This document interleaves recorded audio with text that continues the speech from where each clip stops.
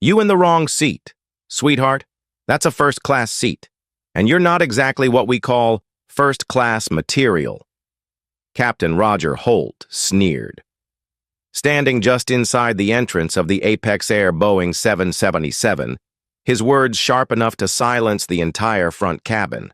His voice wasn't loud, but it didn't need to be, because every syllable was coated with contempt. The hush that followed felt colder than the cabin air, and it lingered as if the aircraft itself was holding its breath. Claire Dutton, the lead flight attendant, chimed in over the intercom with a snide lilt. "Passenger in 2A, please prepare to relocate to economy until your ticket can be verified."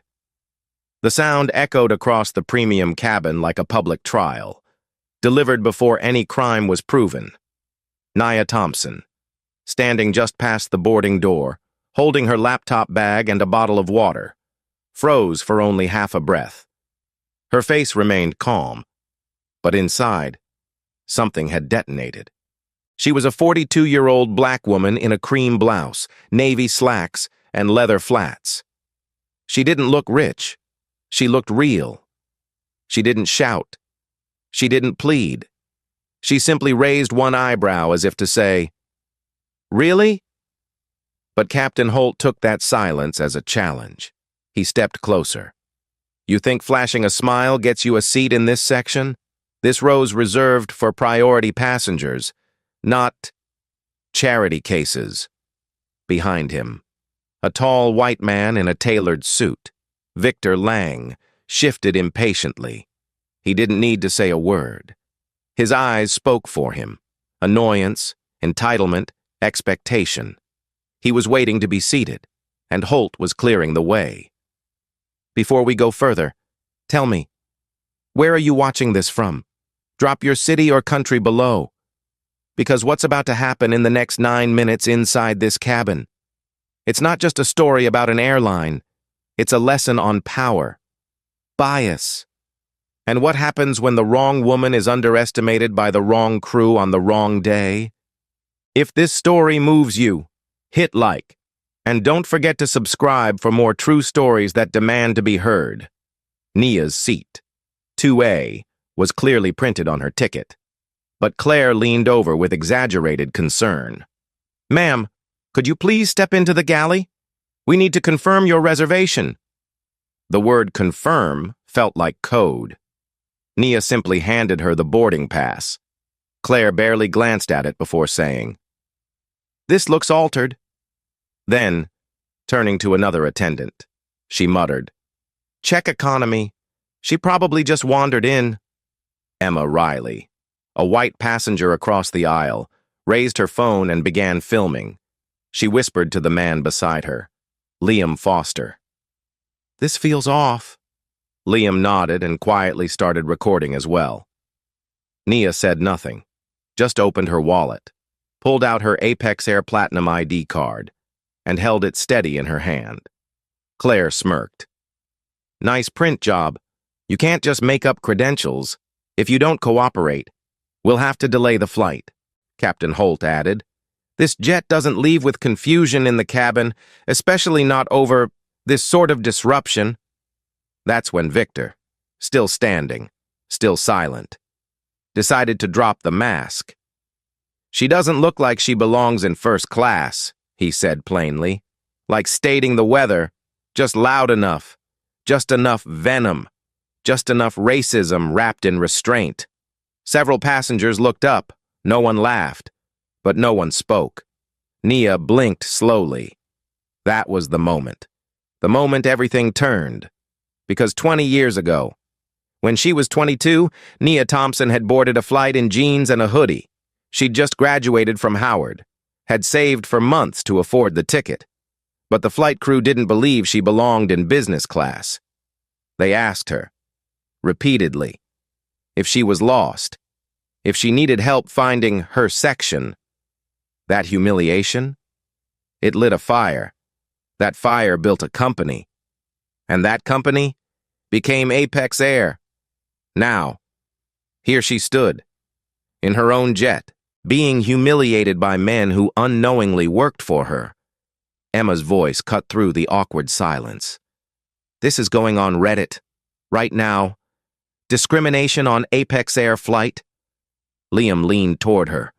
Tag me. This is disgusting. Claire's head snapped toward them, lips tightening. You two need to put your phones away or face removal. Emma didn't flinch. Then remove me. But I'm not stopping. Maya Brooks, the youngest flight attendant on the crew, stepped forward. Her voice trembled slightly, but her words didn't. Her ticket is valid. I checked it myself when she boarded. Holt turned on her with a look that could kill. You checked wrong. Maya stood her ground. I didn't. Nia took a deep breath and finally spoke. Roger Holt, you're making a mistake. Claire crossed her arms. And what? Exactly. Do you think gives you the right to be here? Nia raised the platinum ID card again, calmly, then flipped it over. On the back, in embossed lettering, Nia Thompson, Chief Executive Officer, Apex Air Global Holdings. Claire snatched it, tossed it onto a nearby seat like trash. Anyone can fake that. Liam stepped forward and picked up the card. He read it aloud, slowly. Passengers turned, whispers rippled. One woman gasped. A man near 1D muttered, Wait, did she say CEO? Emma pointed her phone back toward Claire. You messed up. Nia stood still, her voice quiet but unmistakable. You're ruining Apex Air, Claire barked. Ma'am, sit down or I'll call security. Nia didn't move. She pulled out her phone. Lila, she said softly. Activate internal system protocol. Begin documentation. We're escalating. On the other end of that call, Lila Carter, her executive assistant, already knew. It's set, she replied. Do you want me to prep the file? No, Nia answered, still staring at Claire. I'll handle this one myself. Captain Holt, still holding the cabin mic in one hand, scoffed. Ma'am, let me be clear. We don't fly charity missions here. This is a commercial airline. You can't expect to buy respect with attitude. Nia narrowed her eyes. No, but I do expect you to lose your job with that mouth. Victor snorted. This is why you people always think everything's about race. Maya turned to him sharply. And yet here you are, proving her point. Emma looked into her phone's camera and whispered, If you've ever faced this kind of treatment, you already know. And if you haven't, watch what happens next. Claire moved toward the intercom again. Ladies and gentlemen, please excuse the delay. We are resolving a ticketing issue with a passenger who may not belong in this section. Maya yanked the mic away before she could finish. Stop lying! The cabin was no longer quiet. Tension had become oxygen, and the oxygen was catching fire. Nia, unmoved, straightened her shoulders. She wasn't yelling. She wasn't crying. She was calculating. You've got 8 minutes left to fix this, she said coldly, or I'll fix it myself. Passengers began murmuring louder. Some stood. Others whispered into phones. Maya, now clearly on Nia's side, took a visible step toward her. Victor scoffed again, shaking his head as if the whole thing was beneath him, but nothing was beneath Nia. She wasn't beneath this seat. She wasn't beneath this moment. She wasn't beneath them. Because she didn't come to be quiet. She came to reclaim her plane. And in exactly 9 minutes, she would. Mark Grayson leaned against the bulkhead like he had nothing to prove. Arms crossed, eyes scanning Nia with a cool, detached authority. Your complaint isn't a priority right now, he said flatly, not even bothering to look her in the eye. We've got real passengers waiting. The word real stung more than the tone. Nia took one step forward. She wasn't raising her voice, but something in her energy changed. No longer still, no longer patient. Ethan Walsh, the youngest flight attendant on the team, stepped toward her with a forced, mechanical smile and said, I'll take this. then grabbed her laptop bag straight out of her hands. "Excuse me?" Nia snapped. Startled, but Ethan didn't stop. He turned on his heel, walked to the crew storage bin behind the curtain, and tossed the bag in without care. "No loose bags in first class," he mumbled, loud enough for everyone to hear. "We have standards to maintain." Claire, watching from the service galley, smirked. "She's no VIP, doesn't matter what badge she flashes." Maya, still standing near the aisle, spoke up. "Her ticket is valid. She's cleared for 2A. Claire's expression turned icy. "You're not in charge. Maya, stay in your lane." Victor, still upright and smug, muttered, "She's out of place, and now she's creating a scene." Typical. A few passengers nodded without thinking. Microaggressions don't always shout. They whisper, and this one whispered loud enough to poison the air. Nia inhaled slowly, trying to push back the storm building in her chest, but the flash of memory hit her like turbulence. She was 12 again, flying alone to visit her aunt in Chicago. Her mother had dressed her in a sunflower yellow dress. It was supposed to make her feel confident, grown up. But the flight attendant on that trip didn't smile when Nia boarded. She looked her up and down and said, "Honey, are you sure you're in the right place?" A question wrapped in concern, but soaked in doubt. They made her sit near the back. The dress didn't feel bright after that. That moment carved itself into her memory. And now, this moment was waking it up. Back in the cabin, Lila's voice came through softly on the phone still in Nia's hand. "Everything's active," she said. "We're logging every incident in the internal system. Do you want me to notify corporate now?" Nia replied, eyes locked on Ethan. "Not yet. Let them finish showing who they really are." Mark stepped in again. "Look, we don't have time to entertain drama. If you want to file a report, go online like everyone else." He gestured toward the gate door. "Or feel free to exit." The implication was sharp. Leave, or be quiet. Maya took one step closer. "She's the only one here not creating drama. You're humiliating her for being in the seat she paid for, and your reactions are proving everything she said." Ethan turned, looking uneasy now. "We're just following protocol." Nia's voice came low but firm. "Give me my bag back." Ethan didn't move. Claire rolled her eyes and turned her back. "There's no winning with people like this," she muttered under her breath. But Emma Riley heard it. "Say that louder for the camera, Claire," she said. Raising her phone again, Liam Foster posted to Facebook mid-sentence. "Passenger of color being harassed on Apex Air. Laptop confiscated. Crew mocking her. Not okay." Several passengers saw the screen and murmured. One leaned toward another and whispered, "What if she really is someone important?" The tension in the cabin had grown thick enough to cut. Nia stepped toward Ethan again, extending her hand. "Return my property." Ethan looked to Mark for guidance. Mark shrugged. "You took it. You deal with it." And in that moment, something shifted in Ethan's eyes. Not regret, but hesitation. He hadn't expected to be left alone in this. Nia didn't flinch. "You've got one chance to do the right thing." Before Ethan could speak, Maya moved beside Nia. "If you're not returning the bag, I will," Claire cut in, voice tight with anger. "Don't you dare disobey a direct order." Maya didn't blink. "Your order was biased and out of line." Passengers behind them began to clap quietly. Just a few, but enough to be noticed. Mark snapped. "What is this? A protest now?" Liam shouted from his seat.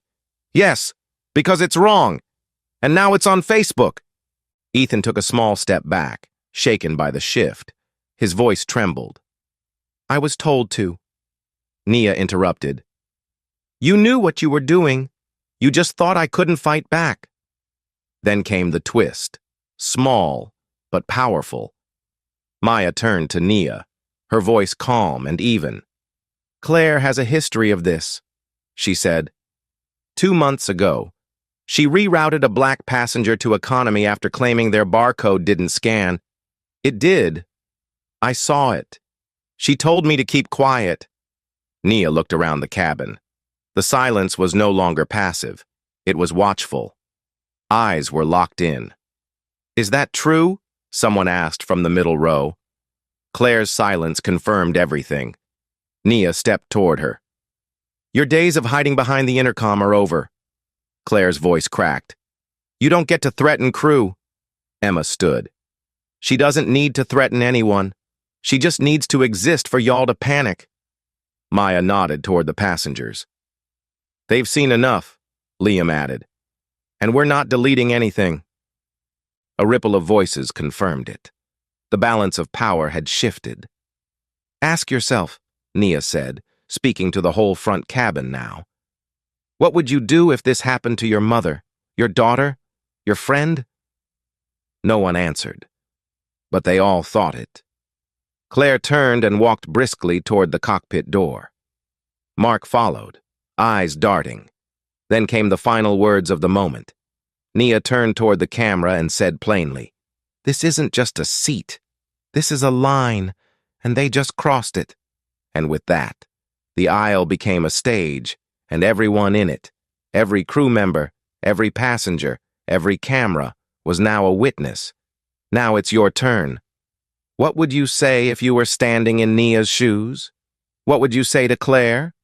Would you speak up or stay silent? Because bias doesn't need permission to thrive. It only needs your silence. And Nia Thompson?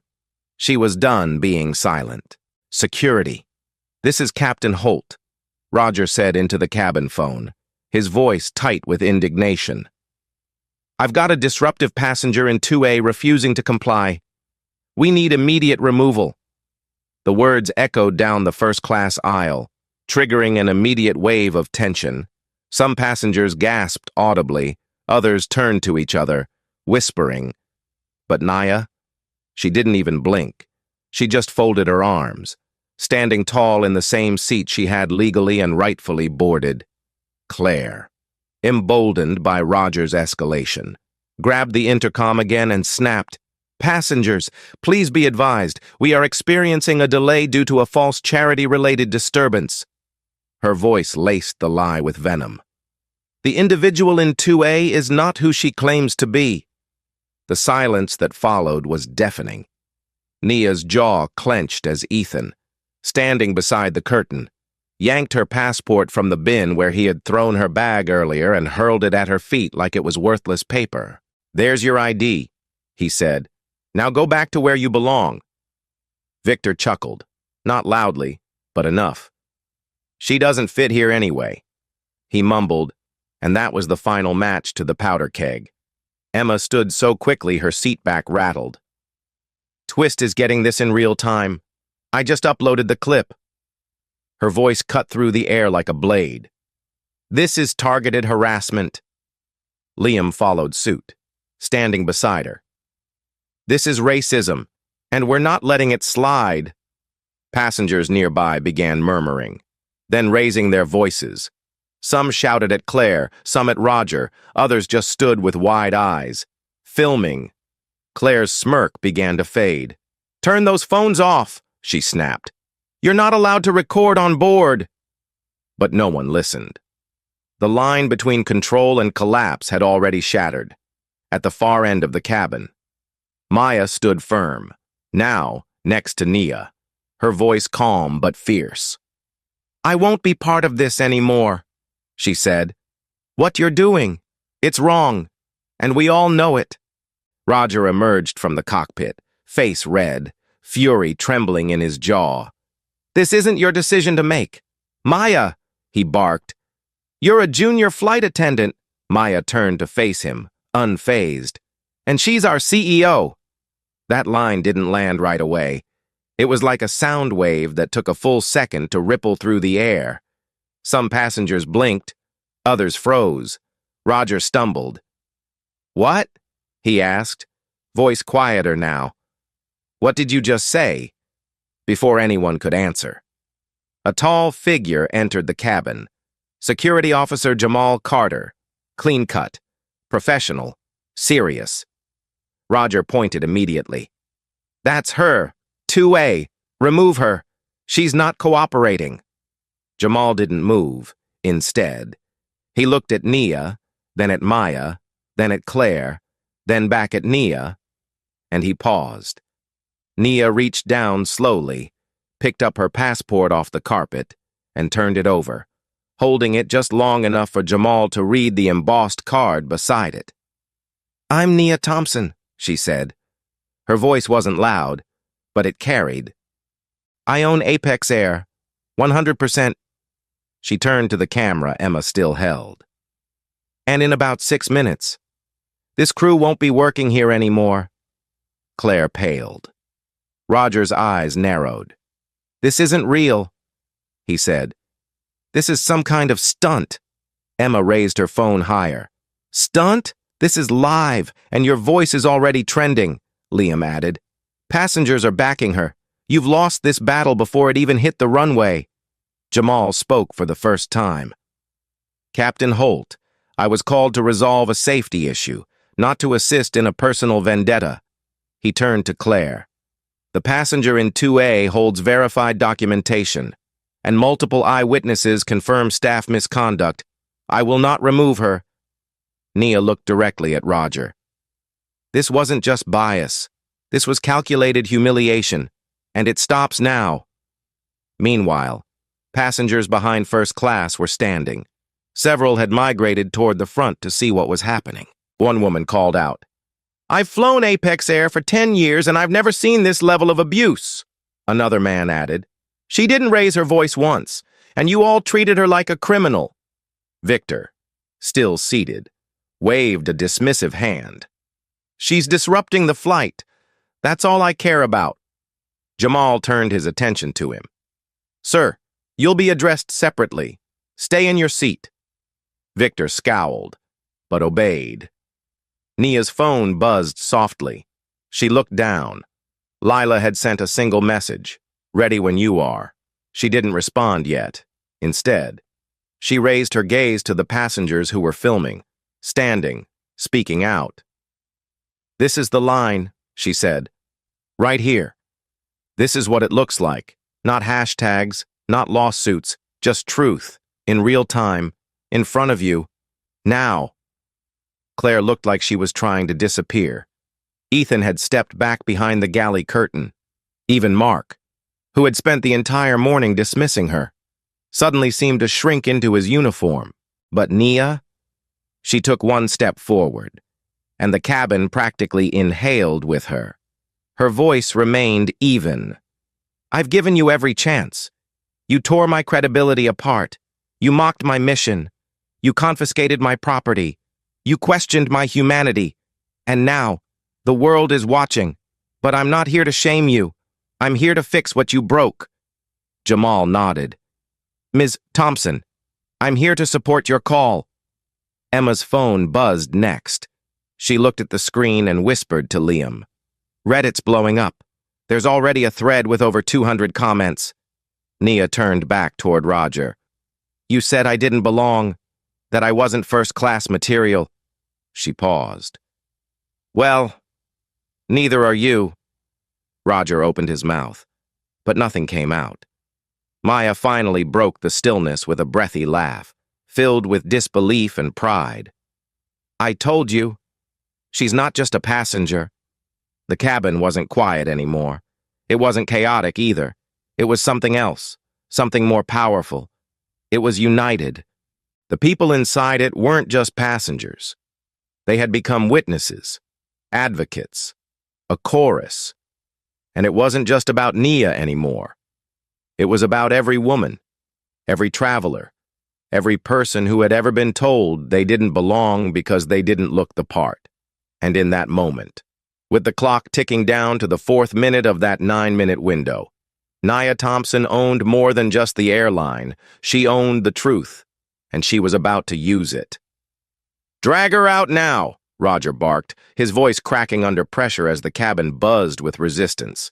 He pointed at Nia like she was a threat, not the owner of the jet they were standing in. "Ethan, get her off this plane." Ethan hesitated, eyes darting from Roger to the passengers who were now visibly outraged. But then he moved, fast, sharp, unthinking. He stormed toward Nia, arm outstretched, and shoved her shoulder hard enough that she stumbled sideways into the aisle armrest. A collective gasp spread like wildfire through the cabin. Emma dropped her phone for half a second. Instinctively stepping forward, Liam shouted, "Don't touch her!" A middle-aged woman in seat 3A stood abruptly and stepped in front of Nia, shielding her. "You're not laying another finger on her," she said. 2 more passengers stood beside her, then 3, then 7. Within seconds, the aisle transformed into a barrier, passengers shoulder to shoulder, backs straight, eyes locked on the crew. They weren't just witnesses anymore. They were defenders. Jamal, still present and watching everything unfold, took a deliberate step forward but paused as the barrier formed, stunned by how fast this group of strangers had become a wall. Ethan froze. For the first time, he looked unsure, not just of the situation, but of himself. Claire's voice rang out, shaky but still sharp. "You're obstructing a flight crew. That's a federal offense." But no one moved. Not one person stepped aside. Instead, Liam raised his phone again. "The only federal offense here is what you just did to her," Emma echoed. "It's all on video. Every second." Nia, standing now behind the wall of passengers, straightened her blouse slowly and looked Ethan directly in the eyes. "That shove? That's the last thing you'll ever do in this uniform?" Her voice didn't tremble. It didn't yell. It just landed, with the force of absolute truth, on the phone still clutched in her hand. Lila's voice returned. "Nia, the corporate board is aware. They've authorized full internal enforcement. You want to proceed?" Nia nodded once. "Begin the escalation file," Lila replied calmly. "Already live." As Jamal stepped between Ethan and the wall of passengers, his tone shifted from neutral to firm. "This is done. Everyone needs to back off and let the CEO speak." Roger, visibly sweating now, stepped forward. "You're just going to stand there while she holds up a flight? This is an abuse of power." Jamal turned toward him. "No, Captain, this is a correction of power." At that moment, a woman in the 4th row, her voice trembling, spoke up. "She's not the one delaying us. You are." And another, from row 5, added, "I've watched you talk down to her since she boarded. If this is how you treat your own boss, what chance do the rest of us have?" Claire scoffed. "This has nothing to do with race or position. She was aggressive." Emma raised her voice. "You mean assertive? That's the word you're looking for. Don't twist it." Claire opened her mouth again, but Maya beat her to it. "Enough. You've ignored complaints. You've lied to passengers. You've smeared someone trying to help kids in Kenya. This is who you are. And it's time everyone sees it." Nia's eyes flicked toward the curtain separating first class from the galley, where Ethan had disappeared. "Where is my bag?" she asked. Claire flinched. "It was put away." Jamal stepped toward the storage compartment and retrieved the laptop bag himself, handing it to Nia without a word. The moment it touched her hands, it felt symbolic. Control, restored, voice, returned, identity, reclaimed. Then came the twist, more potent than any shout. From behind the curtain, a whisper of conversation escaped. "We can't keep hiding this," a voice said. Ethan's. "They're going to find the reports," another replied, quieter, tense. "She'll bury us." Claire's eyes widened, but not fast enough. Liam had moved closer and heard enough. "What reports?" he asked loudly. "What are they hiding?" The cabin went still again. Nia looked to Maya. "What are they talking about?" Maya's face darkened. Complaints, passenger reports about biased treatment, discarded, suppressed. I only found out after I was transferred. Emma lowered her phone and said softly, "Claire, you buried bias reports?" Claire didn't answer. The silence was louder than a scream. Nia stepped forward, walking slowly into the aisle cleared by the passengers who now formed a semicircle around her. "That's why it keeps happening," she said quietly. "Not because it's just a few bad apples, but because the rot gets protected," Claire whispered. "It wasn't just me." Her voice was small. Roger knew. So did Ethan. We were told to de-escalate uncomfortable passenger issues and just file it away. Roger turned to her, stunned. "You're throwing me under the plane now?" Claire shook her head. "You threw yourself." Lila's voice came through the phone one last time. "Nia, corporate recommends you take direct action. The documentation is locked, time-stamped, and ready for signature." Nia breathed in, long and slow. "Then I'll do it." She raised her head, voice ringing through the cabin. "Passengers, thank you for your courage, for your voices, for your patience. You've just saved more than a flight. You've exposed a culture that's been hiding in plain sight." Maya stepped beside her, and the passengers broke into spontaneous applause, not loud, not theatrical, just steady, sincere, and full of quiet gratitude. One woman clapped while wiping away a tear. A man whispered, "Thank God someone finally stood up." Victor, who had been silent through the entire uprising, leaned forward in his seat. "This is ridiculous," he muttered. "You're not a hero. You're just overreacting." Nia turned to him without even blinking. "No, I'm just the one holding the mirror." And in that reflection, Roger, Claire, and Ethan had finally seen themselves. But Nia? She saw something else entirely. She saw a new beginning, and the reckoning wasn't coming later. It had already begun. Nia took one slow, deliberate step into the center of the aisle, her laptop bag now clutched in one hand, the other still holding her phone as passengers watched with wide eyes, some still filming, others just stunned into silence. Her blouse, slightly wrinkled from the shove, was the only thing out of place, because her resolve, her posture, her voice, her presence, unshakable. "My name is Nia Thompson," she said, her voice cool and resonant, cutting through the tension like a scalpel. "I am the Chief Executive Officer of Apex Air Global Holdings. I am the sole owner of this airline, and as of right now, I am terminating the employment of 4 people on this flight." Gasps erupted through the first-class cabin like pressure popping loose from a sealed valve. Claire froze mid-step near the service galley. Roger, still standing near the cockpit, went pale. Mark, emerging behind him, looked confused for only a second before dread took over.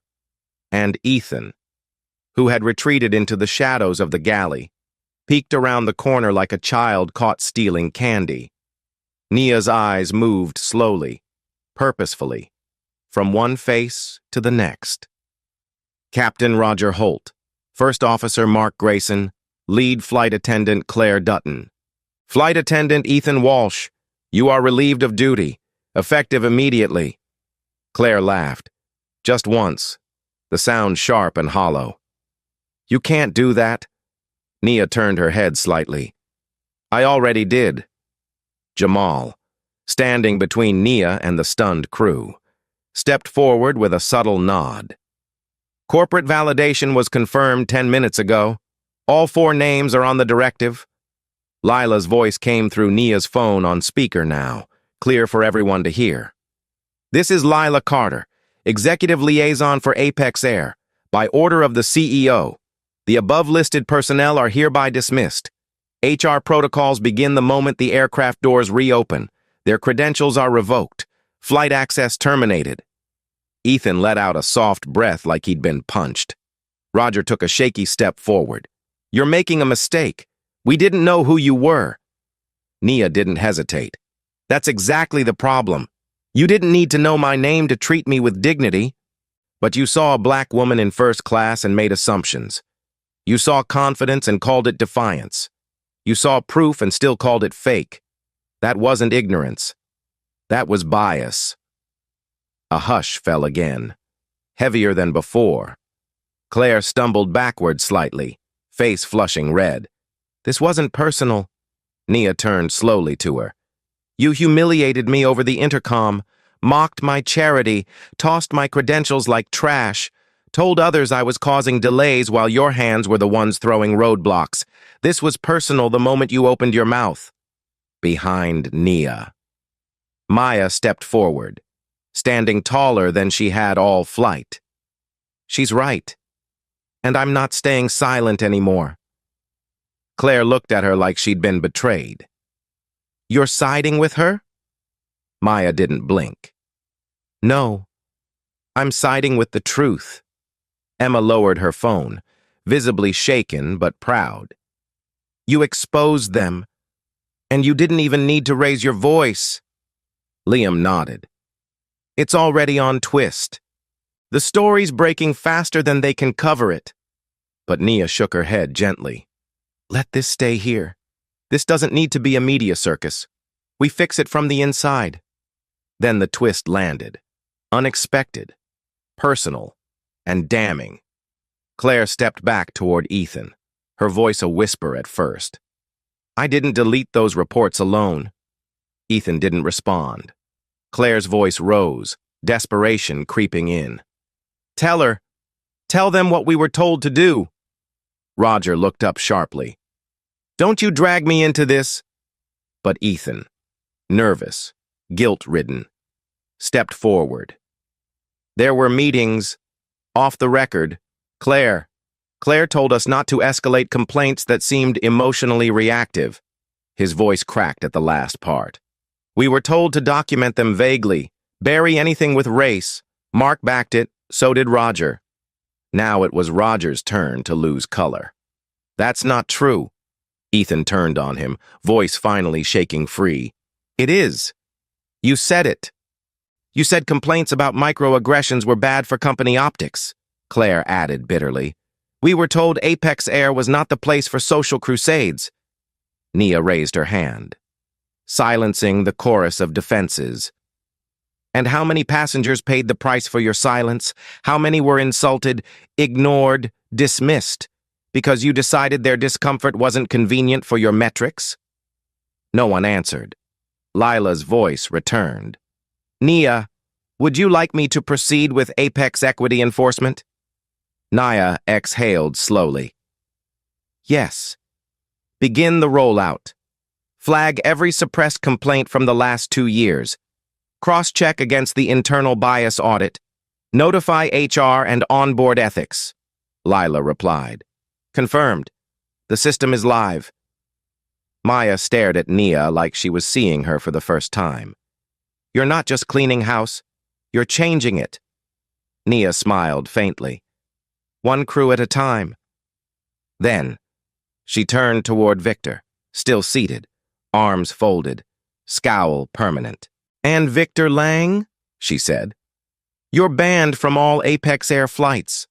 Permanently." His jaw dropped. "What? For what?" Nia didn't flinch. "For attempting to use your privilege as a boarding pass, for encouraging public humiliation, for thinking this cabin, and the people in it, existed to serve you." Victor's face twisted with disbelief. "You'll hear from my lawyers." "So will I," Nia replied, "and so will my legal team. But unlike you, mine wins." Passengers erupted, not into wild cheering, but applause layered with respect, gratitude, awe. Some clapped with wide eyes, others simply nodded. One man whispered, "She did what we all wish we could do." Emma turned to Liam and said, "This plane just became a case study in leadership."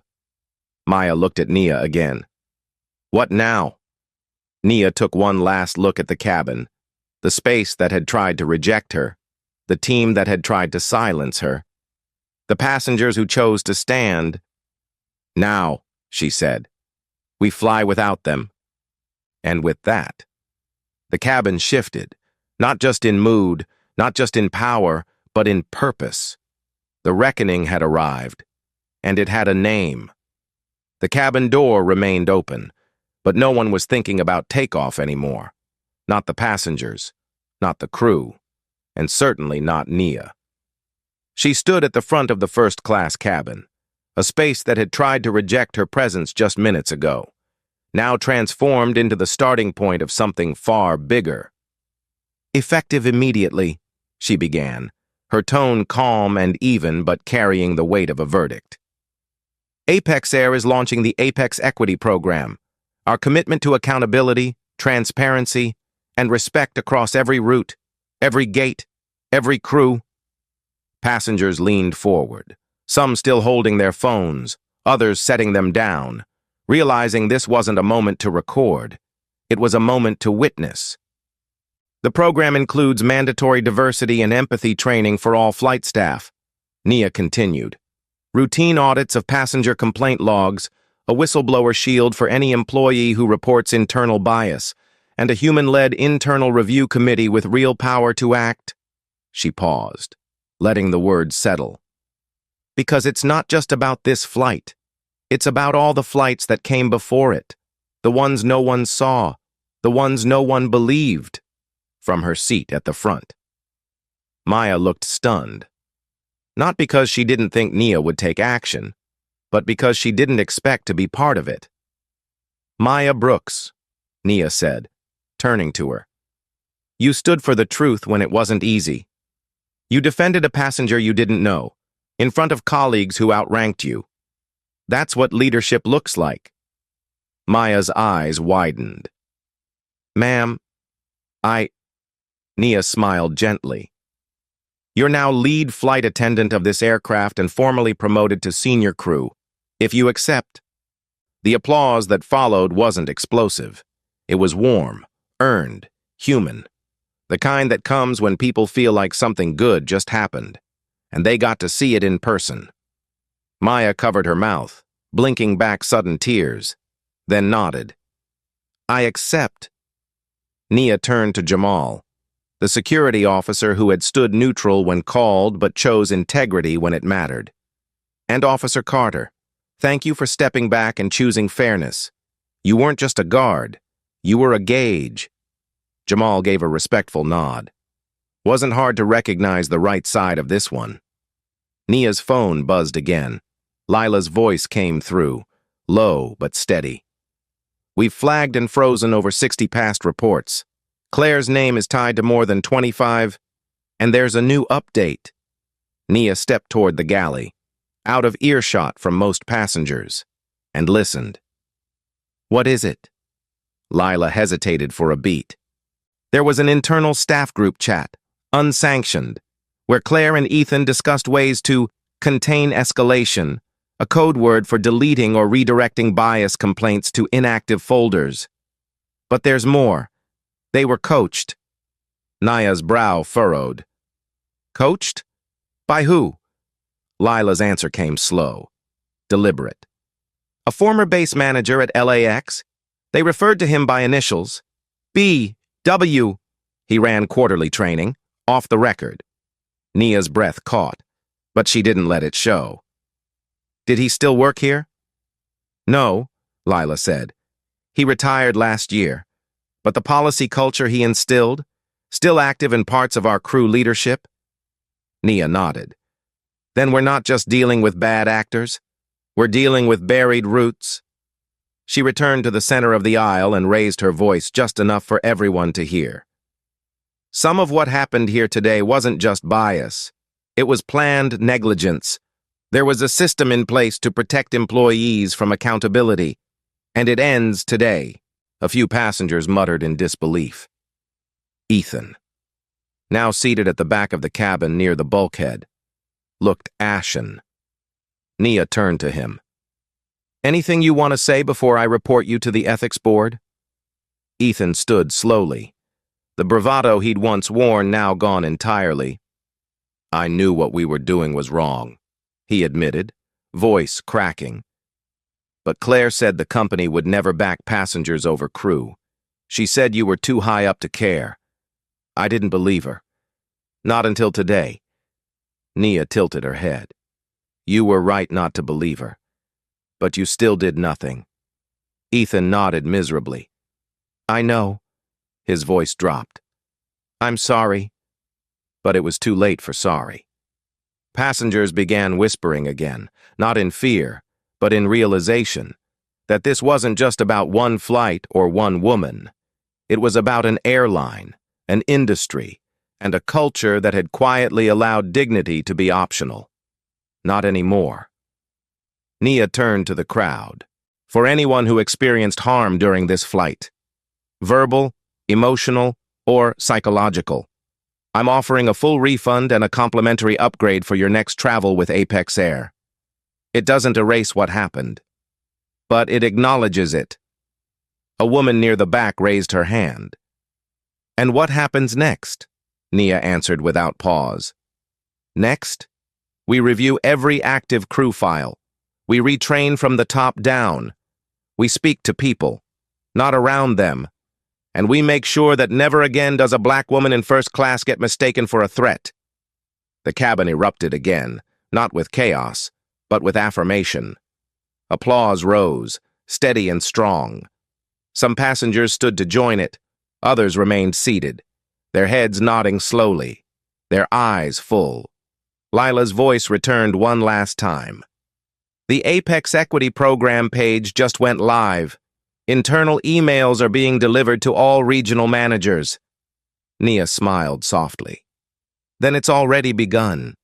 She turned back to Maya. "I'll be stepping off before takeoff. You have the cabin." Maya nodded with both pride and nerves. "I'll keep it in good hands." Nia reached out, placed a hand on her shoulder. "I know you will." As Nia turned toward the jet bridge, a young girl near row 5 tugged on her mother's sleeve and whispered something. The mother leaned forward and called softly, "Ms. Thompson?" Nia stopped. Turning back, "Yes?" The girl peeked from behind her mother's arm. "Are you going to make sure all the planes are safe now?" Nia smiled gently, her voice soft but certain. "Yes, sweetheart. That's the plan." And with that, she stepped off the aircraft, not in silence, not in shame, but in triumph.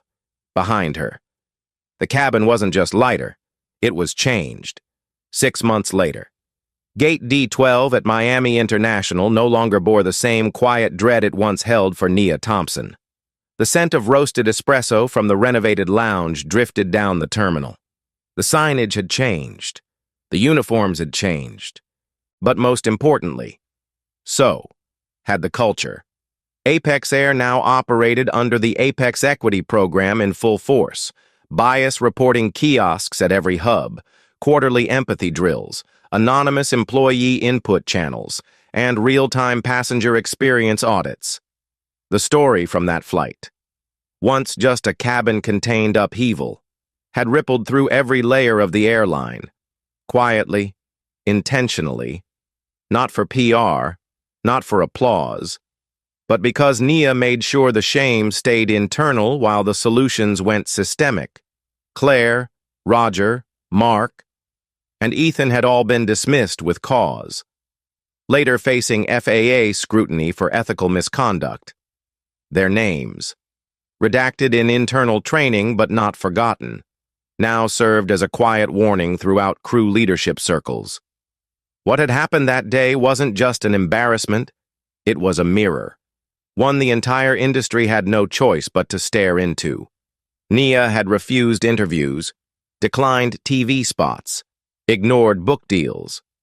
Her only public statement was a single sentence issued to Apex Air staff and shareholders.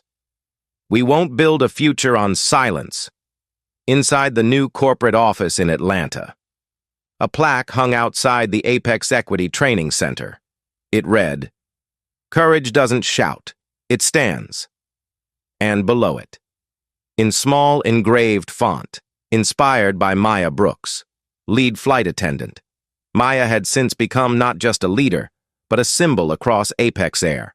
Her promotion stuck, her credibility multiplied. She'd gone from being ignored in briefings to helping write new onboarding procedures. In her interviews with trainees, she told the truth.